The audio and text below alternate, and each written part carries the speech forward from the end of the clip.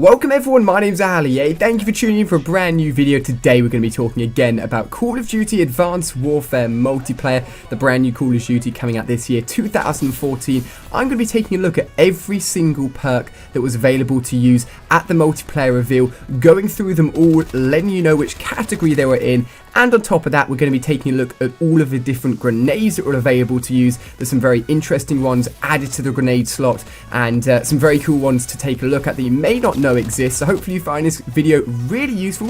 If you do, give it a thumbs up. Make sure you're checking out more Advanced Warfare videos here on my channel and down below in the description, and there's loads more to come, so make sure you're subscribing. So without further ado, guys, let's jump straight into the perk list by starting off with the first category. Now, for those of you guys who don't know how the creator class system works within Advanced Warfare, I'll be doing a video sort of overviewing it very, very soon, but essentially it's just like Black Ops 2, but rather than pick 10, you have pick 13, and you actually include the choices of score streaks within the pick 13 system. So when it comes to the different perk slots, you've got perk slot 1, 2, and 3. You can only have one perk from each of the perk 1, 2, and 3 tiers, unless you use a wild card that allows you to add in one extra perk to the different categories. So we're going to be going, first of all, through the first tier of perks, starting off with lightweight. Lightweight, very, very standard, seen in Call of Duty multiplayer for a while now. Simply increases your movement speed, makes you faster and agile, harder to hit as well because you're moving quicker, very standard. Next up, we have low profile. This allows you to be invisible to UAVs and tracking rounds, so similar in a way to basically being sort of like a counter UAV, in the fact that you will not be tracked by those pesky UAVs and tracking rounds. Next up, we have Danger Close. Danger Close, not sure what I think about this perk being back in the game, but essentially it will give you extra explosive damage and score streak damage. Now, funnily enough, I actually got to play against a person that was using Danger Close and Noob Tubes for a lot of games, maybe not all of the games, but like at least 5 or 6 games, and he killed me a lot of times. But even with Danger Close and Noob Tubes, he didn't always kill me in one shot, so hopefully Danger Close will have been balanced out a little bit more. But the biggest thing is really the addition to the score streak damage as well, which is really useful if you do want to go on those big score streaks and use those big streaks and really take people out. This is actually going to be a big help as well. Next up, we've got Overcharge, and this extends your exo ability battery life and shocks enemies on impact of a boost slam. So very interesting indeed. So for those guys that don't know, the exo abilities has a battery, and that battery can only be used in one life. So once that battery is used up in that life, you can't refill it. It's gone until you die and respawn. But with the overcharge ability, it gives you extra battery life, meaning you can use your exo ability for longer periods of time. Now, the boost slam is when you go up in the air using a double jump and you power towards the ground by slamming in with your right analog stick, and this adds a stun impact to that boost slam, which means it will actually stun enemies around you as well as directly hurting people that you land directly on top of. So a new perk there added to Call of Duty. And next up, we've got Flak Jacket, which reduces damage from explosives, bit of a counter in a way to Danger Close. No slowdown from explosive damage, and that's an interesting one because when you get hit by explosive damage, you get huge recoil on your screen, like your gun just goes flying up in the air for a second and you are stunned, literally stunned. So having no slowdown from explosive damage is useful, and you can reset grenades on throwback. That doesn't happen too much, right? But you can get that ability. I'd say that I used lightweight 95% of the time. Having gone through this, maybe overcharge would be a really good one as well. And I think a lot of people will be using low profile when the game first comes out. We're not sure which order these are unlocked or which levels they're unlocked at, but these are all of the perks within tier 1. Next up, we've got tier 2. Now, the first one here is very interesting. Peripherals. Now, this actually increases the minimap coverage, and you can take out enemies without displaying a death icon on the enemy teammate's screen, which is useful. So I pointed out within the multiplayer trailer that the minimap was square, how it had gone back to the square design from Black Ops 2, but then in some of my gameplays you will have noticed that the minimap was actually a rectangle, and that's because peripherals here actually changes the minimap from a square to a wider rectangular view, and this is now one of the perks. You can sort of upgrade your minimap view, giving you more of an overview of a map. Some of you guys may find it very useful. I think a lot of people will definitely use it, and is a brand new perk to Call of Duty. Next up here, we've got Blind Eye, undetectable by tracking drones, explosive drones, and all score streaks except the UAV. So they sort of split up the ability to be invisible to the UAVs and some of these score streaks as well. So Blind Eye, I probably won't use it very much at all, to be honest, but for those of you guys that maybe get taken out by score streaks a lot, that's going to help you. Next up here we've got Cold-Blooded, immune to thermal, target enhancer, threat grenades, and enemy callouts.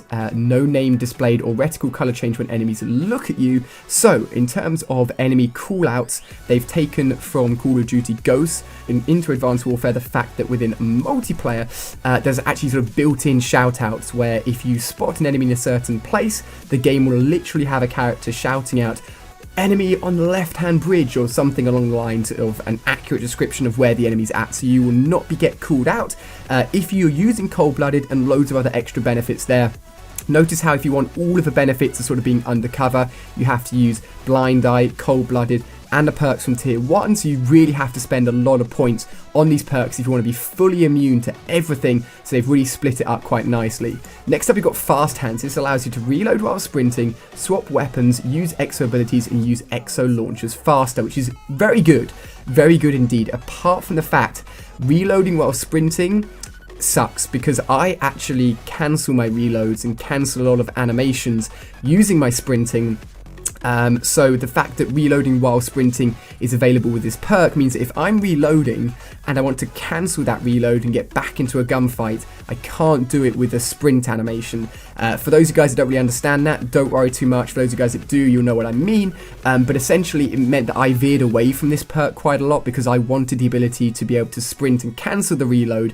But apart from that, if you don't really do any cancel reloading or anything, then this is going to be a very useful perk. But the one that I used the most was Gung Ho. This allows you to fire while sprinting and sliding, meaning that you had no disadvantage to sprinting around the map, jumping around the map, sliding around the map. You were always going to be battle ready to bring up your gun and start shooting, which I found to be very useful because Advanced Warfare is very fast paced, and the ability to shoot whenever in any mode and in any movement means that this was very useful, and this was a perk that I used at the multiplayer reveal event the most. But again, like, I played the game for probably 5 to 10 hours maybe, so you know, it was just a sort of brief sort of glimpse into multiplayer. Maybe my setups will change quite a bit once the full game comes out. But moving on to the third and final tier, we have Toughness, reduced flinch when shot. I use this every time, every single time. I think a lot of people in previous Call of Duties maybe didn't realise how effective Toughness was. It was available to start off with actually in Modern Warfare 3 as a gun proficiency, and then carried over into Black Ops 2 as Toughness. You like, using this perk will save you gunfights. It will help you in every situation. I never didn't use it. It's really useful. But this is a stacked tier list, so there's lots of other useful perks that you want to use. Next up is Scavenger, allowing you to instantly start with extra ammo and resupply from dead enemies on the floor as well. So very useful. You know, Scavenger's a typical perk, very useful. You want to go on big gun streaks. Next up, Blast Suppressor, very useful perk indeed, and I may do a separate video on this, but I'll talk about it a little bit here. So this allows you to not show up on enemy mini-maps when using exo movements. So a lot of people, when we first played multiplayer, didn't realize that when they were double jumping or sliding or using those boost abilities, they were actually sending out a very sort of weak ping on the enemy's minimap, letting them know that they had just used an exo ability. And I realized this quite early, and I was lucky because I was noticing pings on my map, because all of the enemies were jumping around everywhere, using their exo movements, and it meant that I could see where they were at, even though they weren't shooting their weapon.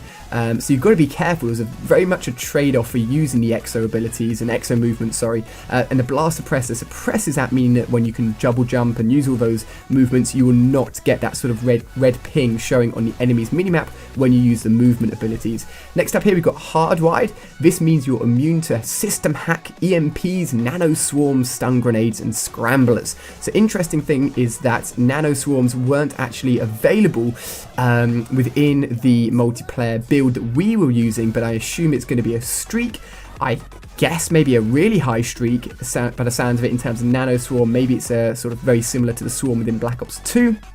And it also gives you all of these extra immunities, and again another immunity perk there, meaning if you want to be immune to all of these different things within multiplayer, you're going to have to be using perks from each of the different tier system for the perks. And finally, Hardline, decrease score streaks by 100. Personally, I think it would have been nicer if it was done in the Black Ops 2 style, which is a constant, I believe, 10% reduction in score. which meant that the higher score streaks got quite a nice reduction in score streak cost. But this one, a constant reduction of 100, means that you're going to be getting the earlier streaks a little bit easier, and just sort of like helps you across the board, really. So very, very cool indeed. But that's a look at all of the perks. Let me know which ones you think are standing out, which one you will use, which one you won't use. And we're jumping on to the grenades next. We've been talking for a long time here, but hopefully you found it useful. So the grenades. First of all, can we just appreciate how nice these grenades look? They look absolutely awesome. Something like, they look like sort of like Quidditch balls from Harry Potter. I can't really think of the best way to compare them. They definitely remind me of something. If you guys can think of what they remind you of, let me know. But they look really, really cool. So first off, frag grenade, standard frag grenade. It looks badass, but it just handles just like a normal frag grenade. Throwable, cookable, will hurt the enemy. Next up, we've got stun grenades. This will blind, disorientate, and slow down enemies, and again can be manually detonated. When it says manually detonated, I'm not sure if it means you can throw it and then choose to detonate it at a later time, or if it is just thrown and set off instantly. I didn't use many grenades, and when I did, I literally just threw them and let them do their thing. But if manual detonation is a new thing, which means you can throw it, wait for it to then, hang around and then use it, that's going to be a big game changer. It means you can throw things like stun grenades in high traffic areas and just wait for it to be busy and then manually detonate it. Next up here, we've got an explosive drone. This is a proximity triggered drone that tracks enemy and explodes when near them. This is very similar to sort of like bouncing Bettys, IEDs. I never used them, but I did talk to other people that use them, and apparently you throw them into walls or into surfaces and it will stick on those surfaces, and when somebody gets really, really close, it'll explode, or if somebody gets fairly close, it'll actually come out of the wall and start tracking that person and start following them until it gets close enough for it to explode. If you realise one of these things is following you, you can turn around and shoot it in the air as it's sort of flying at you, so you can sort of counter it. Didn't really get much chance to use it, didn't really have it used against me very much, so I'm not sure how it would work in a public situation, but very interesting indeed. Next up, we've got a tracking drone, a piece of equipment that tracks and highlights enemy players. I believe this is just thrown out. It will lock onto an enemy and highlight them for you on your mini-map. So very useful indeed. Next up, we've got a standard Semtex, probably the most basic design, but hey, I guess it's sort of reminiscent of a Suntex. It's sort of like a sticky pattern to it, so you can throw it, stick it to something, then boom, it'll explode. Next up, we've got the Spike Drone. I highlighted this actually within the multiplayer reveal trailer, and noticed that when I cut everything down and looked at all the screenshots, that this was actually directly hitting an enemy and then could also be brought back to the person that threw it as well. So it's a bit like a throwing knife, but doesn't have a very long throwing distance. But once you do throw it, you can then pick it up and draw it back towards you. So very, very cool indeed. I like that one a lot. Variable grenade, another brand new grenade. So this can actually be cycled between the stun, EMP, threat grenade, and smoke grenade. We haven't gotten to the threat grenade yet, but we will do in a second. So basically, you will pull out your grenade with the standard grenade button. I believe you hold it down, and his arm will be sort of shot out, and then you can start pressing X to cycle through the 4 different options. So it doesn't really work in quick engagements, but what you can do is maybe set it to the one that you expect to be using. And if you get into a situation, say you have the stun on lockdown, and you get into a situation where you want to use the stun, boom, you can pull it out and use it. But if you've got the stun as your option, and you want to go to the smoke, you're going to have to pull out your arm, hit X 3 times, then the smoke will be selected, and then it will be thrown out. So very interesting. Didn't expect it to be within multiplayer. Could be very interesting indeed, and adds a very tactical element to the game. I think it's pretty useful, I think I may give it a go. If I get sort of like used to it, I think it could be very, very useful indeed. Next up is a smoke grenade. Standard smoke grenade can, of course, cause smoke, again manually detonated, so I believe you can throw it down and then manually detonate it when you wish. Finally, or second to last, penultimately, we have the EMP grenade, which disables enemy equipment and exo movement, so very, very useful. I know that whenever I got hit by these, it sucked because I couldn't see anything on my screen. I couldn't boost jump, couldn't double jump. Very, very powerful. And then finally, we have the threat grenade. Temporarily shows enemies through walls and can be manually detonated. Very, very powerful.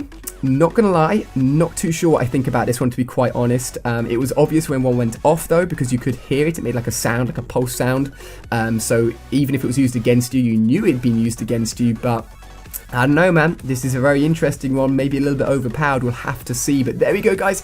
that is all of the perks and grenades that were available within multiplayer. At the multiplayer reveal event, I will say that there is a possibility of extra grenades and extra perks being added into the full build, but I believe these lists are pretty much complete and pretty much filled, and we just got to wait until the full release to see how they play out and see how they work and which one you guys really like. So cheers for watching, guys. Another Call of Duty Advanced Warfare video. Give it a thumbs up if you've enjoyed it. Check out more videos on screen here.